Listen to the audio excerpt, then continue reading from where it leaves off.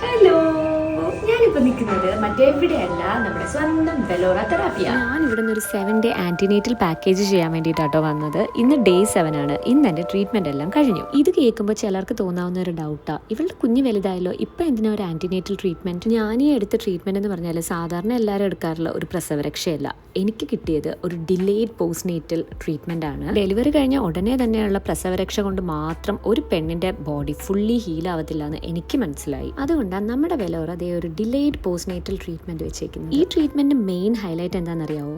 ഈ treatment personalised ആണ്. നമ്മുടെ നീഡ്സ് ആൻഡ് കൺസേൺസ് നമ്മൾ ആയുർവേദ ഡോക്ടറിനോട് പറയുക, പുള്ളിക്കാരി നമുക്ക് വേണ്ട രീതിക്ക് നമ്മുടെ ആൻറ്റിനേറ്റൽ ട്രീറ്റ്മെൻറ്റ് കസ്റ്റമൈസ് ചെയ്തു തരും. എൻ്റെ ഡെലിവറി കഴിഞ്ഞ ഒരു 3 മാസം തൊട്ട് എനിക്ക് നല്ല ബാക്ക് പെയിൻ ഉണ്ടായിരുന്നു. അപ്പോൾ അതിന് പറ്റിയൊരു ട്രീറ്റ്മെൻറ്റ് പാക്കേജാണ് ഞാൻ എടുത്തത്. 7 ദിവസത്തെ പാക്കേജിൽ ആദ്യത്തെ 2 ദിവസം എനിക്ക് സ്റ്റീം ആൻഡ് ഓയിൽ മസാജ് ആയിരുന്നു. പിന്നെ ഒരു 4 ദിവസം പൊടിക്കിഴിയും അവസാന ദിവസം നവരക്കിഴിയും ആയിരുന്നു. ഞാൻ ഈ ആയുർവേദ ട്രീറ്റ്മെൻറ്റ്സ് ഒന്നും ഇതുവരെ എടുത്തിട്ടില്ലാത്തത് കൊണ്ട് ഈ കിഴി വെക്കുന്ന പരിപാടിയൊക്കെ എങ്ങനെയാണെന്ന് എനിക്കറിയത്തില്ല. പക്ഷെ വൈകിയാണ് ഞാൻ ആ സത്യം മനസ്സിലാക്കിയത്.